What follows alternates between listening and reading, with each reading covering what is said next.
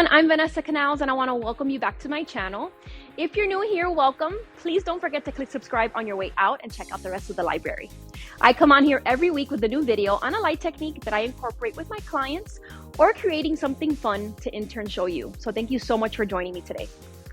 Today, I will be pairing my constant light with an optical snoot. My constant light is an Aputure 300X. However, my optical snoot is just a generic, inexpensive one that I found on Amazon. In addition to my constant light with the snoot, I will also incorporate a sheet of Mylar into the set this time.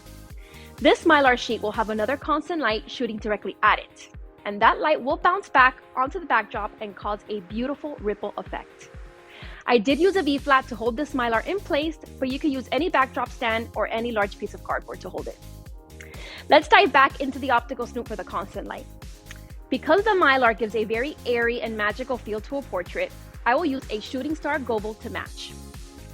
The cool thing about the snoot is that you can make a shape as sharp or as blurry as you'd like. In this case, I will be blurring it as much as possible. I will be using a shooting star gobo. I just want to give beautiful little specks of light onto my subject's face and onto her upper chest area. I can't wait to show you how it turned out. I thought it came out beautiful. So on this episode, we will be using 2 constant lights with 1 optical snoot for my lights and a sheet of Mylar to cause a beautiful reflective ripple effect to the backdrop. With that said, let's get this party started. All right, guys, so it is all hands on deck at the studio today. We are all here, my makeup artist, my assistant. So you will be seeing a little bit of me and more of a 360 view of the whole set. So here's the constant light with the optical snoot that's attached to it, and the light, of course, at 100%.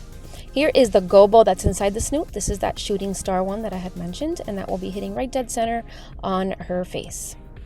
Here is the Mylar that's clipped onto the V-flat, and here's that beautiful reflective shadowing that it gives the background.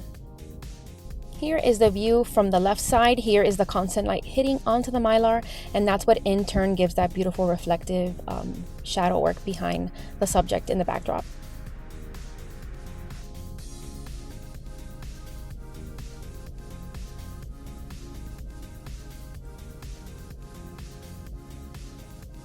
All right, and here we are getting started. As you see, I have a long body mirror that I have here. The client had asked me for it. I don't do this for every session, but sometimes clients like to have a guide of what they're looking like as they're posing.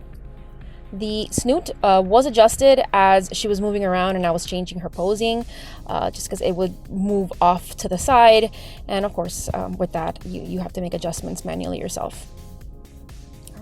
And here is a little bit more of a view of everything else again. As you see, I have a optional V-flat to the left of her. You don't have to do this, but again, as I've mentioned before, my space is so big, so I needed some other type of light bounce. Let's take a look at the lighting diagram. So this is what it looks like from the top. We're going to start first with the constant light with the snoot at 100% power, and then that back one that's hitting the Mylar at 100% power as well. Remember that the Mylar is being hit with that constant light, and in turn it's causing that beautiful reflection in the background. And here's what the images turned out like. Hope you enjoyed this one. I'll be right back after the holidays.